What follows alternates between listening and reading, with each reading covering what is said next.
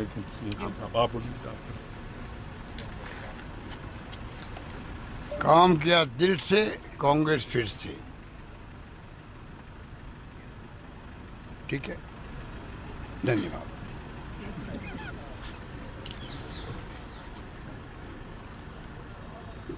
आज हमने तय किया है कि कांग्रेस पार्टी अपना कैंपेन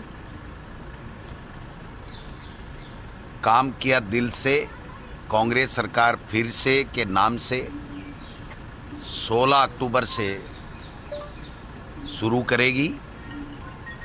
और शुरुआत हम केंद्र सरकार की वादा खिलाफी ईआरसीपी के ऊपर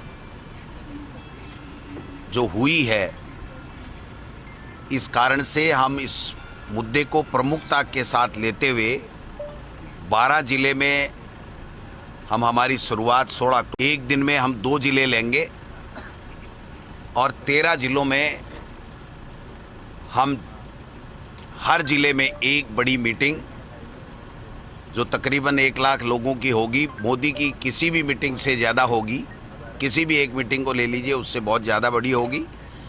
और तब तक हम परसों से उन 13 जिलों में ईआरसीपी के ऊपर वादा खिलाफी के लिए जन जागरण अभियान प्रत्येक मंडल स्तर के ऊपर हम चलाएंगे। हर बूथ के लोग मंडल के ऊपर आकर के कार्यक्रम करेंगे। हमारा जो वॉर रूम है, यहाँ से जो सेंट्रल टीम हमारी जो बैठी है वो उनको वर्क देगी। नारे, झंडे, पोस्टर सबके साथ में जन जागरण अभियान करेंगे। 15 तारीख को नवरात्रा स्थापना है। 16 तारीख से हम लोग इस ईआरसीपी की वादा खिलाफी को प्रमुख मुद्दा लेते हुए हम उन 13 जिलों में 12 जिले से इसकी शुरुआत करेंगे।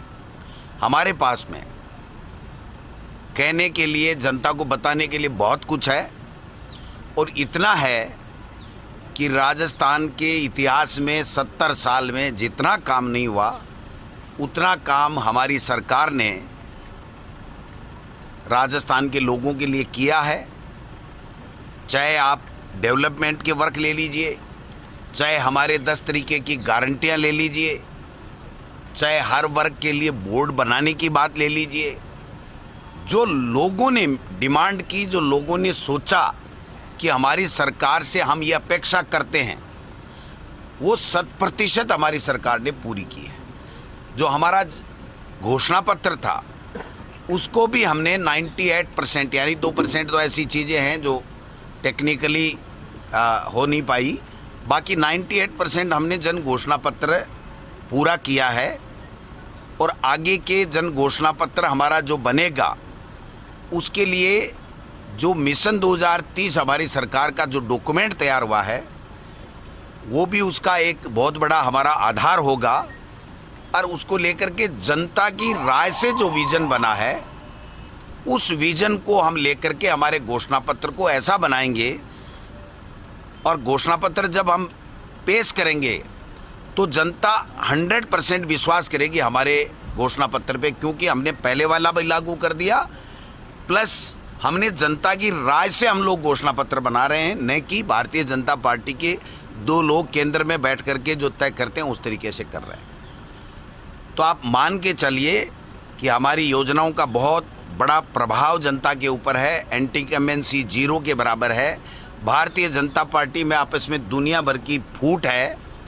और वो जो परिवर्तन यात्रा निकाल रहे हैं, वो परिवर्तन यात्रा पहले वसुंधरा राजे जी के पोस्टर हटाने से लेकर के शुरुआत हुई, फिर उनका नाम नहीं लिया गया, फिर उनको पूर्व मुख्यमंत्री के बजाय विधायक लिखा गया, और अब शायद भारतीय जनता पार्टी, मोदी जी और अमित शाह जी एक परिवर्तन जो यात्रा निकाल रहे हैं, इसका मूल एजेंडा है कि वसुंधरा राजे जी पूर्व विधायक के रूप में अपना नाम नामित करें।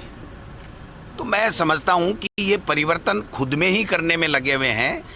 देश के प्रधानमंत्री जी को बार बार राजस्थान में आकर के ये कहना पड़ रहा है कि हमारा कोई चेहरा नहीं होगा, किसी के मुखड़े पे नहीं लड़ा जाएगा, कमल का फूल होगा।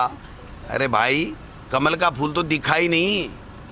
यहाँ तो आपस में मुख्यमंत्री मुख्यमंत्री के मुंगेरी लाल सपने और 8-10 उम्मीदवार बने बैठे थे, अमित शाह जी और नड्डा जी को आकर के ये कहना पड़ा कि आप मुख्यमंत्री बनना छोड़ो, आप अपनी चिंता छोड़ो, अपने लोगों की चिंता छोड़ो, पार्टी की चिंता करो, पार्टी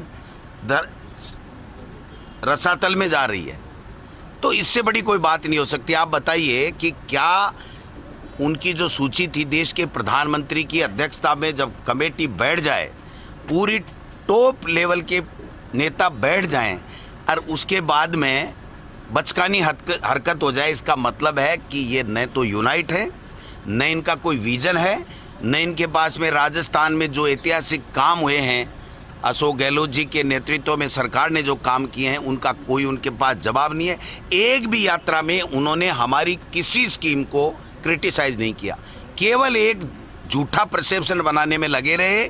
पेपर लीक, भ्रष्टाचार, अपराध, क्या बात कर रहे हो? इससे बड़ा अपराध हो सकता है कि उत्तर प्रदेश में एक देश के गृह राज्य मंत्री का बेटा किसान की हत्या कर दे और वो आज की तारीख में बैठा रहे। क्या ब्रजभूषण सिंह जो है वो, उसके ऊपर रेप का आरोप और हमारी बेटियां जो देश और दुनिया में हमारा नाम रोशन कर रही हैं, वो वहां सड़कों पे बैठी रही हैं, उनको घसीट करके और उनसे वहां से निकाला जाए धरना स्थल से, और वो भी आज की तारीख में वही एमपी बैठा है। क्या लोकसभा में किस तरह की अभद्र असंसदीय भाषा का उपयोग, वो जो एक गुजर हैं, क्या नाम है उनका, विदुड़ी जी, वो बोले और उसको राजस्थान में भेजा गया चला करके टोंक में प्रभारी बना के, कि वहां पर जाकर के आप इस तरीके का बखेड़ा पैदा करो कि यहां लड़ाई हो जाए आपस में, जो है वो सांप्रदायिक दंगे हो जाएं। तो आप समझ सकते हो, इनकी गाइडलाइन समझ सकते हो, इनकी सोच समझ सकते हो। हमारी सोच है कि हमने काम अगर किया है, दिल से किया है, लोगों को फायदा मिला है, लोग चाहते हैं, तो हम फिर रिपीट होंगे। मेरा ऐसा मानना है कि हम सब यूनाइट हैं, सब मिल करके लड़ेंगे, जाएंगे। जनता में बहुत अच्छा उत्साह कांग्रेस के प्रति है, और राहुल गांधी जी ने जब से 4000 किलोमीटर यात्रा की है, उसके बाद में तो कुछ बचा ही नहीं। आप देख लीजिए कि लोग कांग्रेस को और कांग्रेस के नेतृत्व को प्यार करते हैं। वो ये 2023 में हमको रिपीट करना चाहते हैं। अगर चारों पांचों में हम रिपीट हो गए तो फिर 2024 मोदी का गया। सर, सूची कब तक आ जाएगी प्रत्याशियों की? हैं? अब सूची के लिए ही तो जा रहे हैं हम, दिल्ली जा रहे हैं। कल CWC की बैठक है, माननीय मुख्यमंत्री जी रंधावा साहब जाएंगे, और हमारे गोगई साहब का फोन आया था, वो 1-2 दिन में जब भी स्क्रीनिंग कमेटी के चेयरमैन और मेंबर आएंगे तो हम लोग बैठ करके कहते हैं, हमारे में बीजेपी वाली सी बात नहीं है, हम सब तैयार हैं जी। नहीं, प्रदेश इलेक्शन कमेटी की बैठक जब हमारी स्क्रीनिंग कमेटी आएगी, उससे पहले हम कर करके उनको स्क्रीनिंग कमेटी को हमारा पैनल जो अपीसी के मेंबर लेकर के आए हैं वो सौंपेंगे। वो उसके ऊपर विचार विमर्श करेंगे और फैसला लेंगे। और जब भी हमारा केंद्रीय नेतृत्व केंद्रीय चुनाव समिति के लिए समय देगा, वो जा करके और हमारी लिस्ट आ जाए। ऐसा नहीं होगा बीजेपी की तरह कि फोटो तो दिखा दी, मोदी जी बैठे हैं और सारी जो है लिस्टें फाइनल कर रहे हैं और फिर उस लिस्टों का गायब हो गए। वो जिनके नाम है अखबार में वही पूछ रहे हैं हमारा क्या होगा। मुझे पूछ रहे थे, मैं कहा मुझे क्या पता भाई क्या होगा, तुम्हारी बीजेपी जाने, तुम्हारा नेतृत्व जाने। तो हालात बड़े संग, आज जो एक पेपर में आया है जो कि संघ और ये बीजेपी आपस में जिस तरीके से लड़ रहे हैं, मैं समझता हूँ ये बात हम बार बार कहते थे कि संघ भारतीय जनता पार्टी के ऊपर हावी हो गया है। वो अपनी बात थोपना चाहता है और थोप करके डिक्टेटरशिप कर रहा है। यही तो प्रजातंत्र में ठीक नहीं है कि चुना हुआ जनप्रतिनिधि तो कोई बात करे, लेकिन बिना चुना हुआ जनप्रतिनिधि चुने हुए जनप्रतिनिधि को डिक्टेट करता है और अपनी बात मना करके यहाँ पर जिस तरीके का वातावरण पैदा करता है, ये ठीक नहीं है प्रजातंत्र के, लोकतंत्र। राहुल गांधी को रावण बताने पर जोधपुर में मुकदमा दर्ज कराया गया है जेपी नड्डा और अमित मालवीय के खिलाफ। देखिए, वो तो कराएंगे लोग, जब अपराधी कोई बयान आएगा तो कराएंगे, बट ये तो चाहते यही हैं, ये चाहते यही हैं क्योंकि इनको घबराहट ही राहुल गांधी के नेतृत्व से है। पहले एक बात बताओ, मोदी जी, मैं एक बात कहना चाहता हूं, मोदी जी हर स्पीच में कहते थे कि कांग्रेस पार्टी एक बार गैर गांधी को राष्ट्रीय अध्यक्ष बना के बता दे, मैं मान जाऊंगा।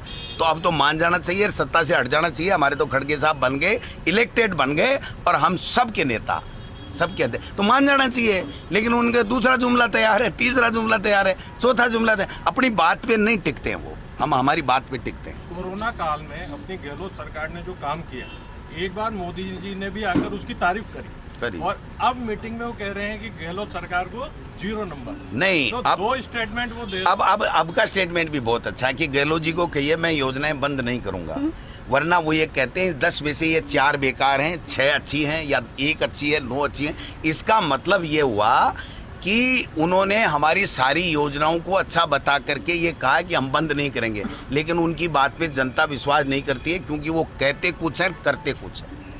ये उसको